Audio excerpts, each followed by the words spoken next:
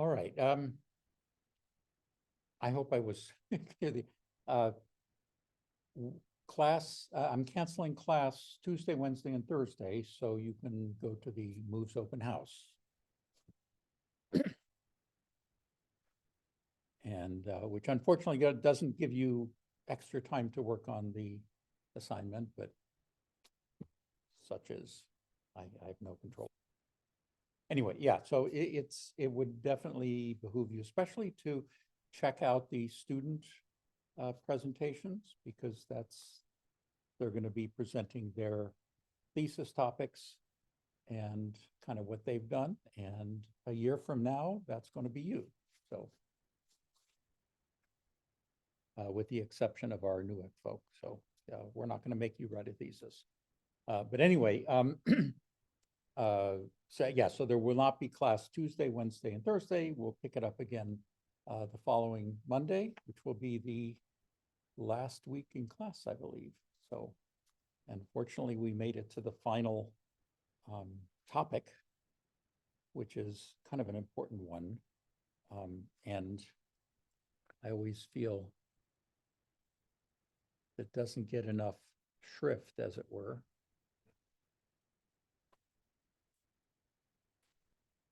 So just to review, we've been talking about simulation output analysis, which is kind of what, basically this is the punchline of the whole thing.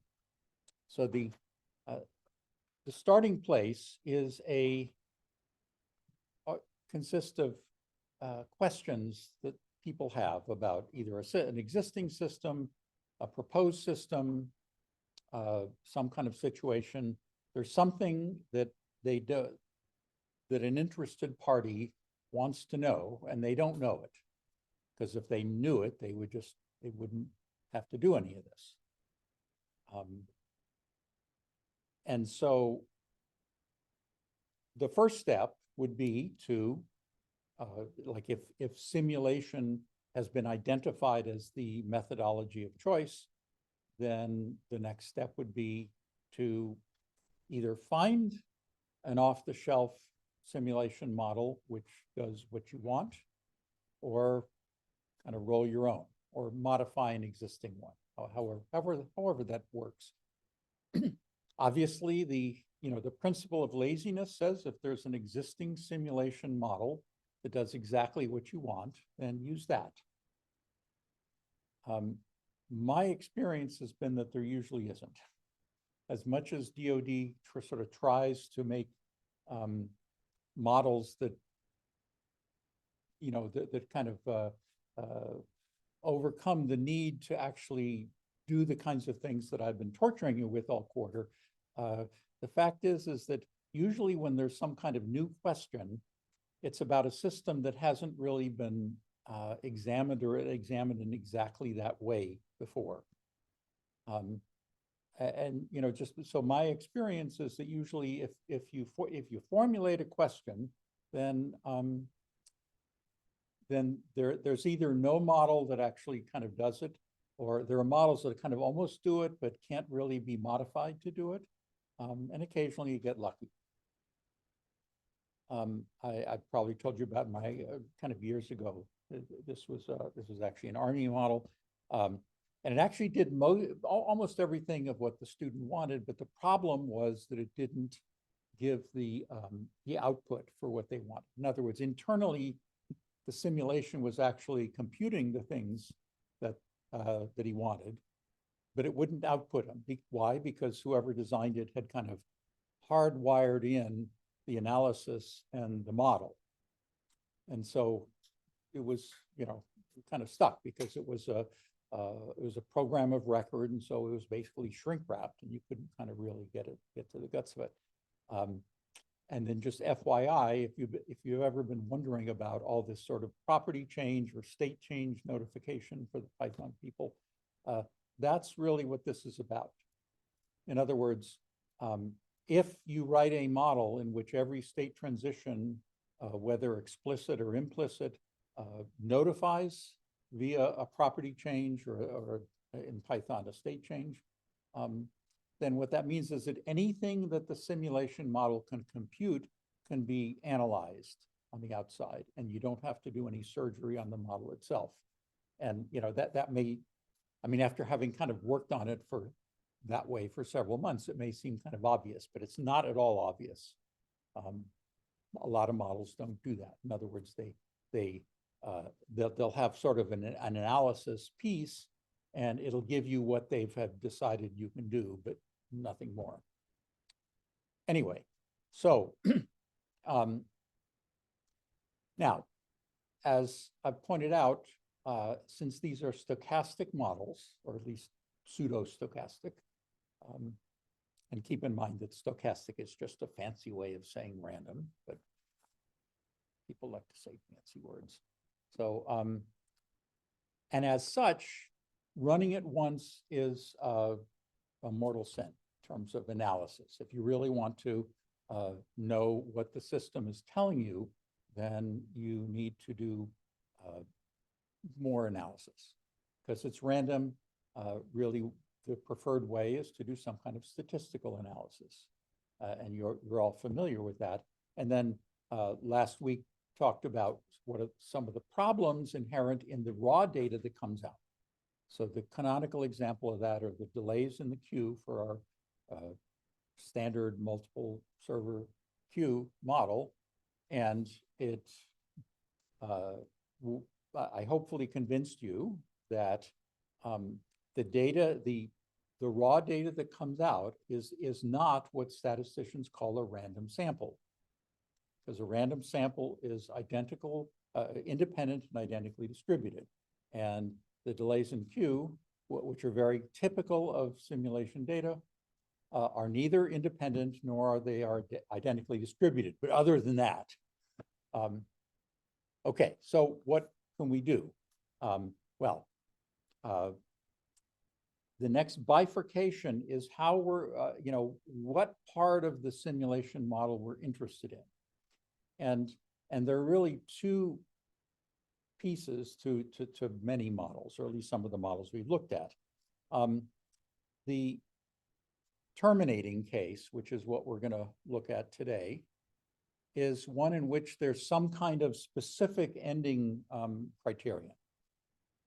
So it may be, run it for a certain period of time, run it for a certain number of customers, a certain number of jobs, or in the case of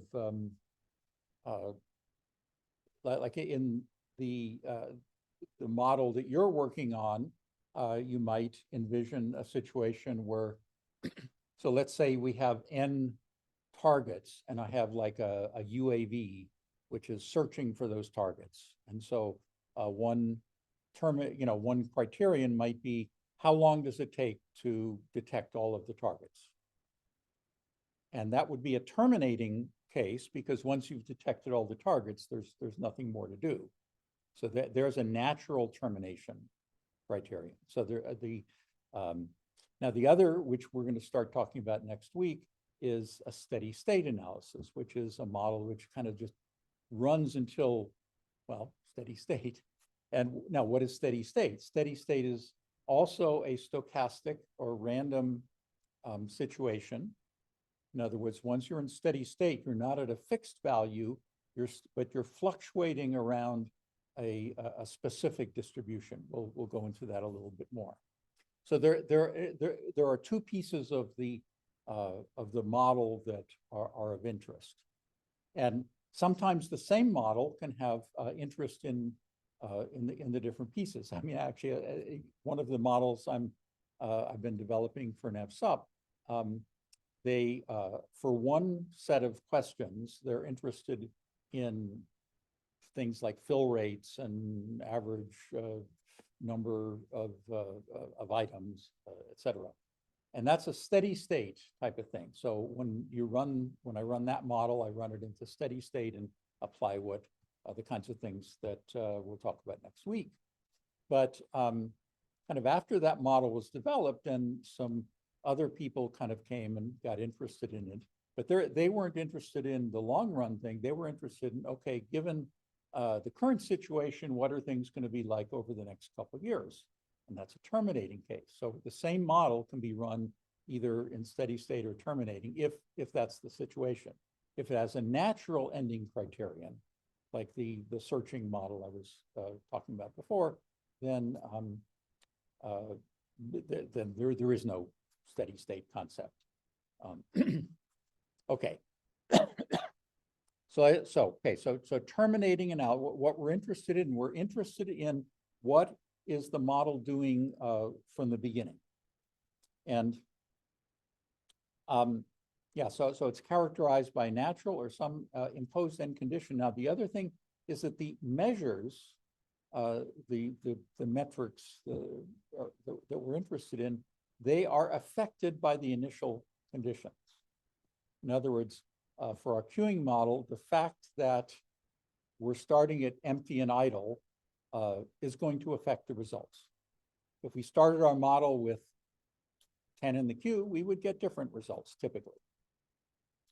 Now, hopefully I also convinced you that not only is a single run of this replication of the simulation not ideal, but even running multiple ones and computing the mean still is not quite acceptable. And the reason is because even if I run multiple replications and compute an average, how variable is that average? In other words, with that experiment, did I get, how close was that statistic to the actual value that I'm after? And if all I have is a point estimate, then I have no idea. So in order to do that, and this is a review from your statistics class, and hopefully they gave this a similar kind of spiel, that a confidence interval is kind of what you have. And so now, what is a confidence interval? It requires an estimate of the variance. And so if we don't have a random sample, then we can't do this accurately. In other words, the usual estimate of the variance, that formula, which is what? It's like 1 over n minus 1, kind of the sum of the observations minus the estimate of the mean, the whole thing squared. Okay, that's the standard estimate of the variance.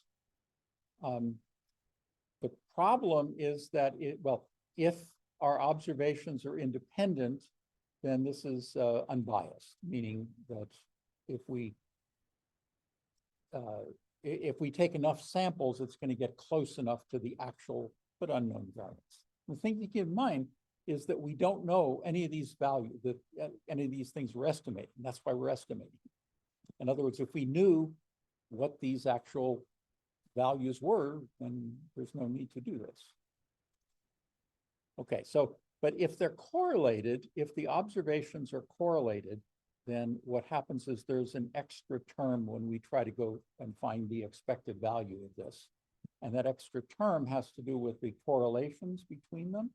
And what that does for typical simulation data, that means that we're ridiculously overconfident. In other words, our estimate of the variance is much smaller than it has any reason to be. And what that means is that our confidence intervals are not going to give us the appropriate coverage. So did your stats class talk about coverage at all, or confidence intervals? Yeah. So coverage is the what is that about? So let's so here's some value, I'll call it mu, that we're trying to estimate. And here are a bunch of here we run the model and we compute a confidence interval. And we run the model again and we get another confidence interval. And we run the model yet again and we get another confidence interval. And we keep running the model, and every time we run the model, because the whole thing is stochastic, every time we do this, we're going to get a different confidence interval. And so what coverage is supposing we claim to have a 95% confidence interval. So that's our claim. And what that means is that if we were, I think the most intuitive of this is the frequentist interpretation, which is if we computed confidence intervals multiple times under identical conditions with different random quantities, then 95% approximately of the times our confidence intervals would in fact cover the true but unknown value we're trying to estimate. In other words, 95% of the time, we're like one of these guys and not one of these. And what's interesting about this is that a true 95% confidence interval will miss 5% of the time. And if it doesn't, then you don't have it's not a 95% confidence interval. You say, well, and then people don't like probability. People hate randomness, especially decision makers.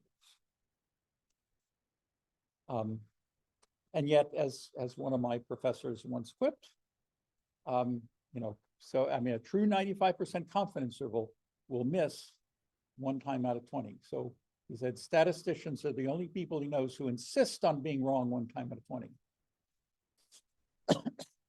But coverage is how much you actually get. So in other words, you can claim a 95% confidence interval, but is it really that?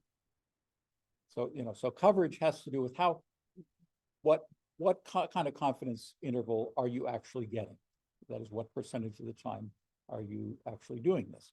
Now, in order to actually find what the coverage is, you would have to know what the answer is, compute a bunch of confidence intervals, and then kind of do it's almost a meta analysis of that.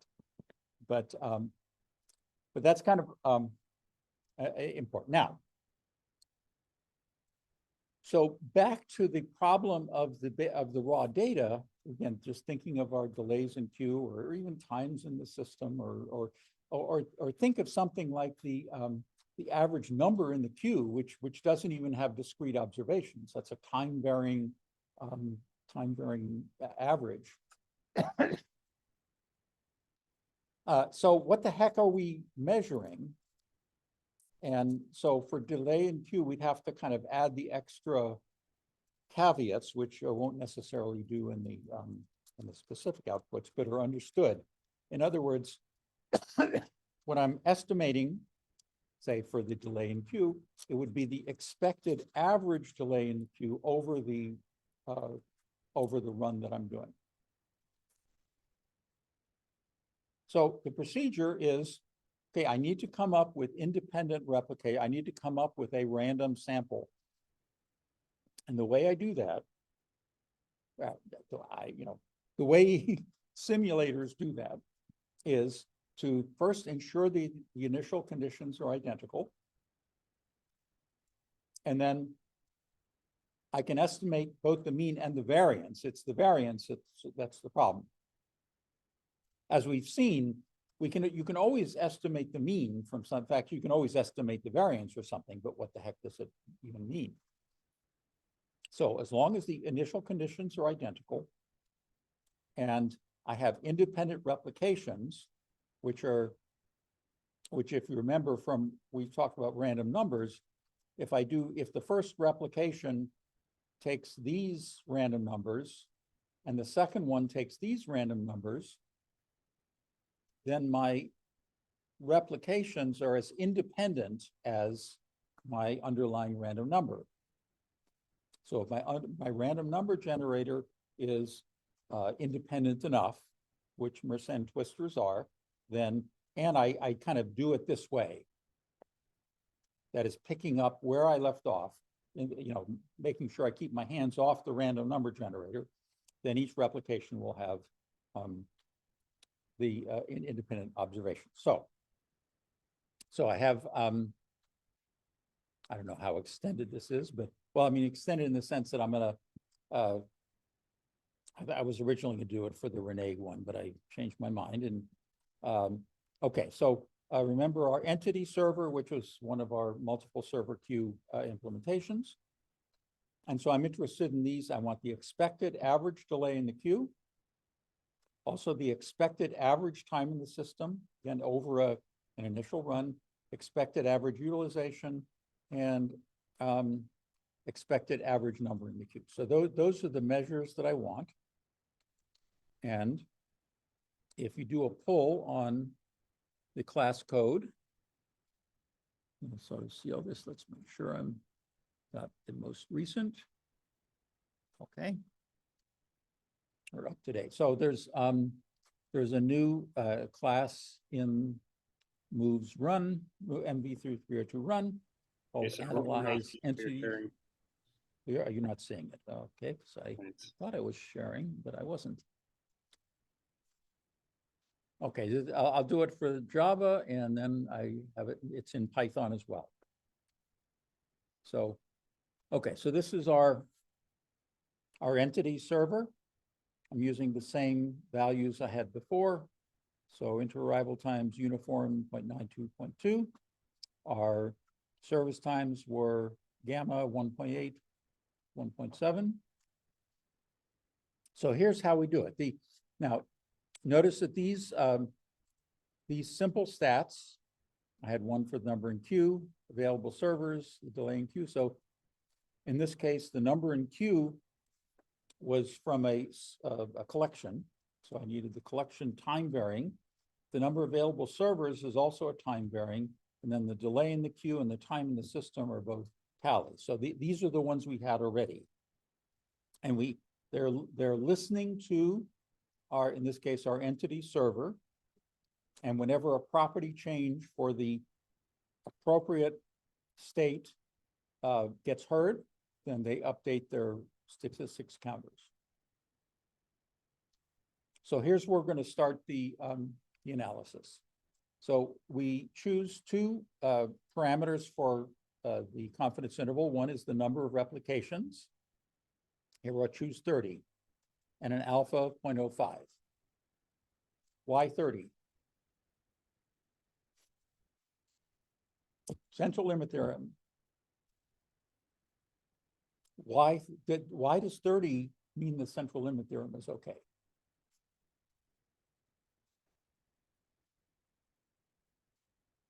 Right, yeah, that's what they say. Is that really true?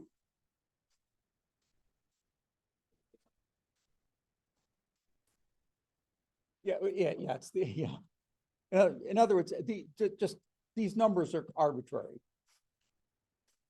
I'm not kidding. I mean, somebody just pulled it out of their butt. 30 is reasonable, maybe, for certain, and for a lot of the simulations that we're looking at, it's perfectly fine. There are situations if the variance, or if the underlying distribution is weird enough, 30 may be completely insufficient. If the underlying distribution is pretty good, then 30 may be overkill. However, the reason you should use 30 is because if you use 30 and they say, why did you use 30? You say central limit theorem. And everybody says, okay, no problem. If you say some other number, then there's going to be an argument, or there could be. And likewise with an alpha of 0.05. Why alpha of 0.05? Yeah, why? But who can't? Why not? Why that? That's what you're right. That's what you picked. They say, okay, why'd you pick that? Well, that's what they all do. I mean, why not 0.07? Why not, 0.02? Now, if it's either 0.05 or 0.01, and if somebody questions that, you say, well, that's what don't blame me. Talk to my stats professor. So the reason for these numbers is that they kind of prevent going down a rabbit hole in your brief. So why? But it's like, don't have any illusions as to these being laws of nature. These are just things that somebody made up and have just come to be accepted. I mean, it's like, well, anyway, just kind of know, be sort of clear about what these things are. I mean, just because people say that that's what they are doesn't mean that there's any justification for it other than people say. Okay, but here's the strategy. The strategy is that these guys are what I call inner stats. In other words, the inner stats collect data from one replication, and that's what we've been doing so far. These are what I call the outer stats, and with the outer stats, they collect data from the inner stats. So, if I want to form a confidence interval for the expected average delay in the queue, I have an inner stat, which is collecting the delay in the queue, and in this case, it's a tally. And I have an outer one, and for that, these aren't listening to anything. So I can give the string whatever I want. So what I like to do is just, sometimes if I'm debugging, making sure I keep that it's kind of the right one. Okay, so now we're going to run it for 10,000 time units. Why 10,000? Now, that's, again, an arbitrary number, but it's small enough so that it's still going to give you a sense of the transient, at least in this case. Other possibilities might be if this were a facility that, say, opened during the day, say for 10 hours, then I might run it for, say, 800 time units rather than 10,000. Why? Because that's kind of the way it runs. But nevertheless, now remember that, so what we've been doing so far is we call schedule reset and schedule start simulation. But in order to do this, we're going to wrap the whole thing in a for loop that's going to go for the number of replications. And since I like to count replications starting with the first replication, calling it 1, and so I don't want to, you can use a 0-based one if you really like it. Okay. So now here's the thing is that these inner stats are collecting data for each replication. So what I need to do is and then this may clarify a little bit why there's these two calls. So reset makes sure that my simulation parameters are all at their initial conditions. And then before I start the next replication, I am resetting all of my individual stats. So the stats objects do not get reset from schedule from the event list. I have to do those by hand.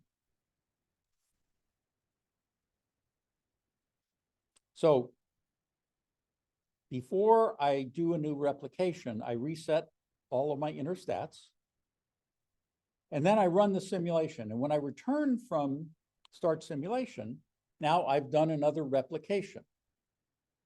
So here's my outer delay in queue and stat. And so what I do is I just sort of by hand, I'm stuffing in the mean of the delay in the queue stat for that replication. And then when I go to the next replication, before I do the next one, I clear out all the inner stats, I run the model again, and then this would give me a second observation. And so, okay, so delay in queue stat here, and then I have number in queue stat and the time in the system.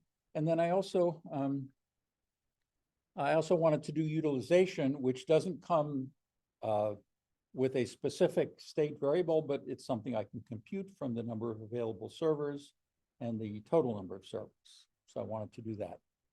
Now, one important thing to note is the outer stats are always simple stats tally. They're always a tally. Is it clear why that's the case? So even like in the case of number in queue or in the case of number in queue, the inner stat is a time varying, But the outer stat is a tally because I have a fixed number of replications. So I have a discrete number of observations. So discrete observations, a tally, time varying, a time varying. Okay, so now I need to, and hopefully I remember the right thing. Now typically we need a quantile from that. And so now the student T is kind of what is used for this. And remember that the student T distribution is only strictly true if the underlying data are normal. And so that's why the 30 is important. So the 30 says central limit theorem. It's not, the underlying data are clearly not normal, but if we have 30, then it's almost normal. Again, a lot of hand waving there. And you can actually, you can prove that mathematically under a certain number of assumptions. It takes about 10 pages or so, but, you know, and I'm sure you'd all be absolutely fascinated to hear about it. And because I'm cruel, I'm not going to do it to you. Darn. Okay. So the quantile is going to be the same because that's based upon the alpha value and the number of replications. And remember, it's n-1 for degrees of freedom. That's what they do. And so, so we need to compute the half-width. So it's the half-width, it's the standard deviation times the quantile over the square root of the number of replications. Standard, you know, right? And so for each of these, now I can compute that confidence interval. So let's run it and see how it does.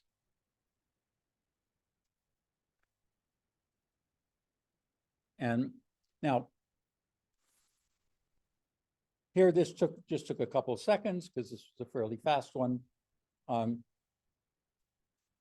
kind of, well, notice here now, the confidence interval for the delay in Q is 27 something plus or minus 8 something. And the number in Q 17 plus or minus 5 or 6 something. So what does that tell you? That's a pretty wide confidence interval, isn't it? So we'll kind of circle back to that. So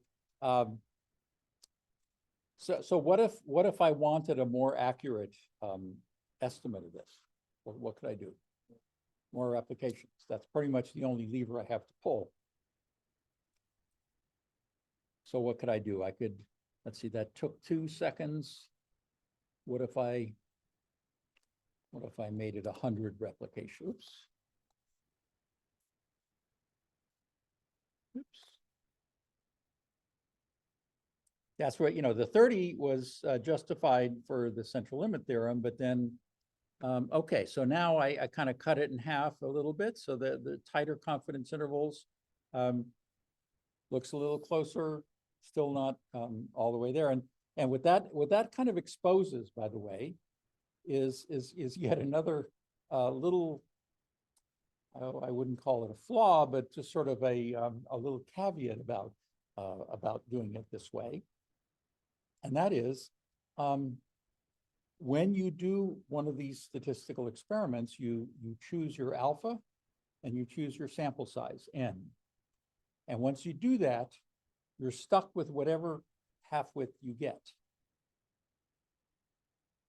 And your only recourse is to kind of increase n, or you could increase alpha, which would give you a better confidence interval, but you'd have less confidence. So if I, you know, where does alpha, I mean, it says, well, I want to be right 1 time out of 20, or I want to be only wrong 1 time out of 20.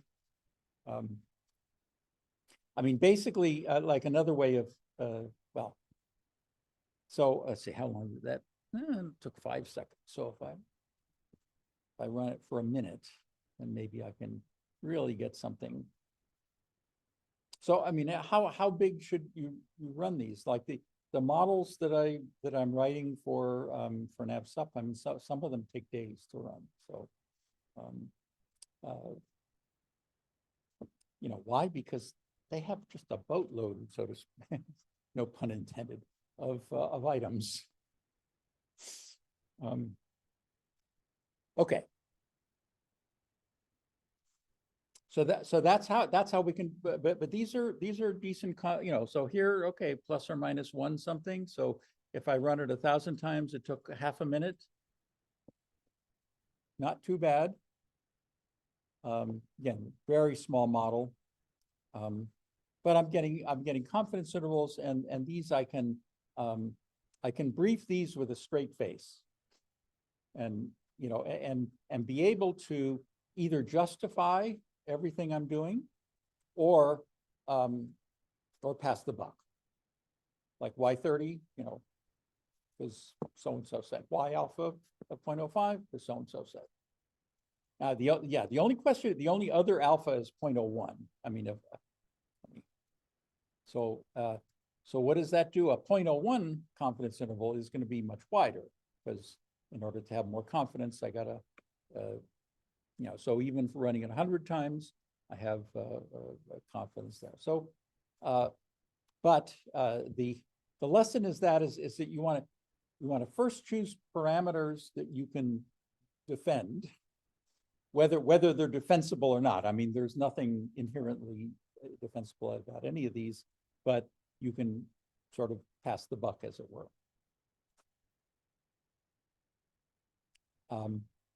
And you know, and then the other thing is, well, I'll circle back to this issue of, okay, what if, how can we, given that the normal way of choosing our parameters, and we're stuck with whatever accuracy we have,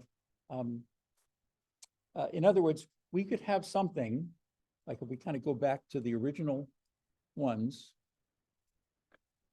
what this is this is something which is statistically defensible, statistically correct in terms of kind of checking all the boxes in terms of doing it right, and yet the answer we get is of little practical value. It would be like if our measure was, if we were analyzing a potential operation, and the main metric is what's the probability of success. And the result of our analysis is that the probability of success is 0.7 plus or minus 0.2. So, okay, so it's kind of likely, but it could be as little as 50-50. So even if we've done everything correctly, the output may not be of practical value. Okay, so that's the Java one, and there is a Python one, which I will do now and so if you're, and again, there is a, so it keeps putting this in the wrong place. All right, so there in the run, the MV3302 run, there's an analyze entity server, which is basically the same model, but it's gonna, okay, we took the entity server and did the same thing. So we have the inner stats, so number in queue, number of available servers, delay, and then the outer stats. And again, those are all tallies, do the same thing. And so we're going to start with 30 replications, an alpha of 0.05, run it for 10,000 time units. And now we kind of have to, okay, so here's, this is one place where the Python for loop is a bit more terse, which is kind of nice. So here we reset our event list. We reset all of our inner stats, and then we run the model with the start simulation. And then for each of these stats, we put in the mean into our our outer stat. And for the time varying one, we need to put the time varying mean. Why is that? Well, because in Java, we can use mean for both the time varying and the tally because the objects will keep track of it. And that requires, Python is not so nice in that regard. So I need a different method.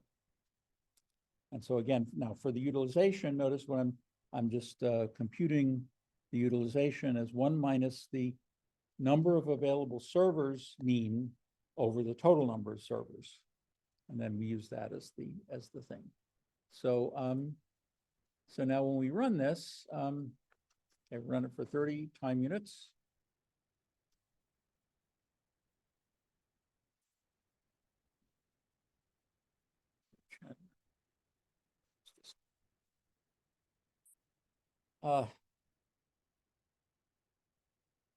Now, interesting, when Java came out, all of the C and C+ programmers kind of looked down, wrinkled their nose and said, oh, Java's interpreted, it's way too slow. And as time went on, Java had these very, very smart people write these optimizing compilers so that in many contexts, Java is just as fast as C and C++. There are some where it isn't because it can't, like for graphics things, it tends to not be as good as C and C++. Why? Because of the Java sandbox, it can't directly exploit the GPU, whereas C can. So for those things, it's but for everything else it isn't. But this Python is it's pretty damn slow. The run that took 2 seconds in Java took about 30 seconds in Python. Just so you know, so Python is a wonderful language in many respects, and in other respects, it's a little on the slow side. So if you need to do a lot of heavy lifting analysis, it can get the job done, but just a bit slower.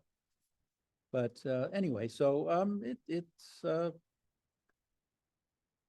basically coming up with similar kinds of things. It's a different platform, got different types of things. So for the Python folk, you can check out how this is done here.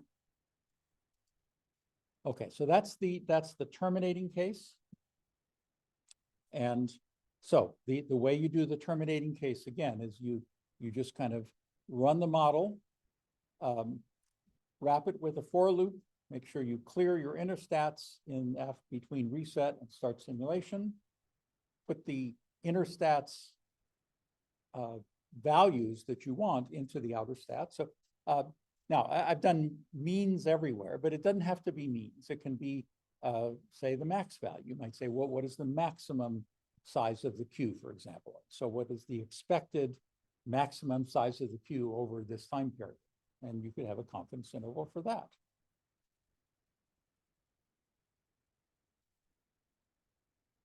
Okay, so that's pretty, now, well, just one more little thing, just want to peek to the next. Okay, so that was the example.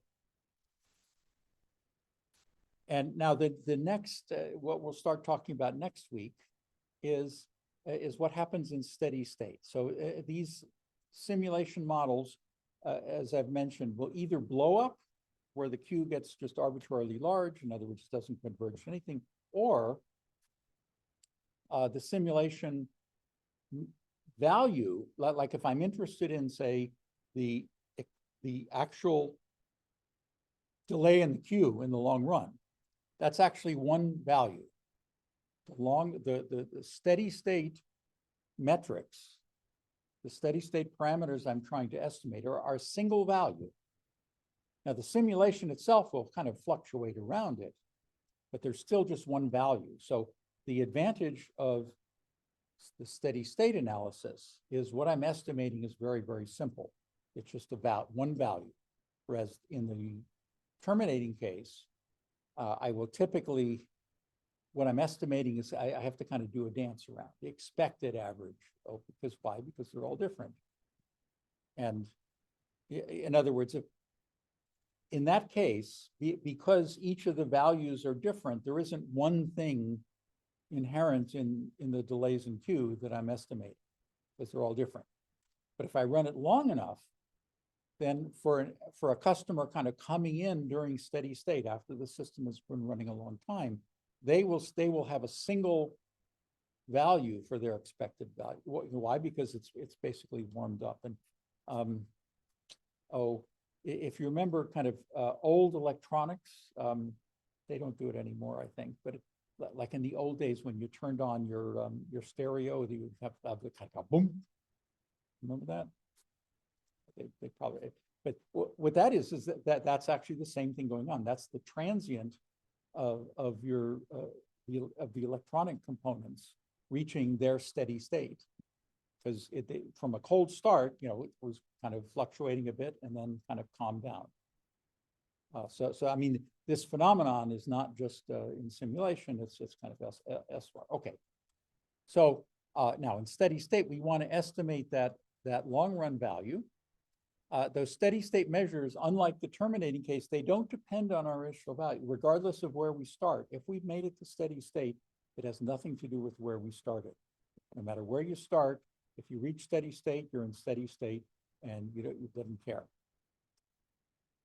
Which just kind of raises the issue: how do we get there? How do you reach steady state? How do you know when you've reached steady state? Like in the case of electronics, you know that you didn't hear the noise anymore. In the case of a simulation, now we have to kind of do a little more work. And that's where a lot of the work comes in. And we'll talk about that next time. But that is all I have for today. That is how you do a terminating simulation analysis. And again, no class tomorrow, Wednesday, or Thursday. The assignments still due Friday. So, and then we will meet again next Monday.